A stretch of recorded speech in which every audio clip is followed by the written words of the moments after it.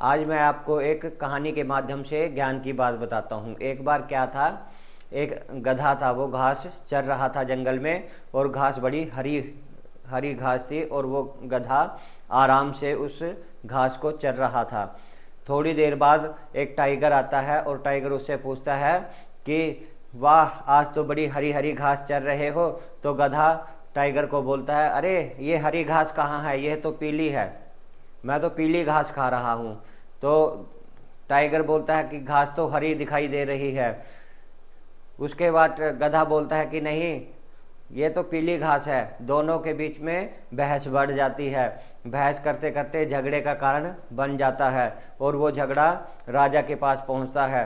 राजा शेर होता है। टाइगर बड़ा खुश था कि घास हरी है, मैं सच्चा हूँ, और शेर भी राजा है और मेरे ही परिवार से है, तो फैसला मेरे ही हक में जाएगा। तो शेर बड़ी उतावलेपन से टाइगर शेर के पास जाता है गधे को लेकर, और वहाँ पर अपनी प्रार्थना रखता है कि महाराज, आज मैंने ऐसे ऐसे बात हुई है, मैंने बोला था कि घास हरी है, आप हरी हरी घास खा रहे हो।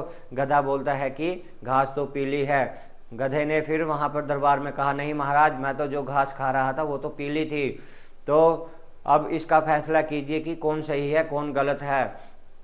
शेर ने फैसला किया कि टाइगर गलत है, और टाइगर को 10 कोड़े लगाए जाएं। इससे गधा मुस्कुराता हुआ वहां से चला गया, और टाइगर परेशान होकर दुखी होकर अपने घर को लौट चला गया। सुबह जब टाइगर शेर के पास आता है तो महाराज से पूछता है कि महाराज, आज आपको मालूम है कि घास हरी थी और आपने मुझे ही 10 कोड़े लगवा दिए।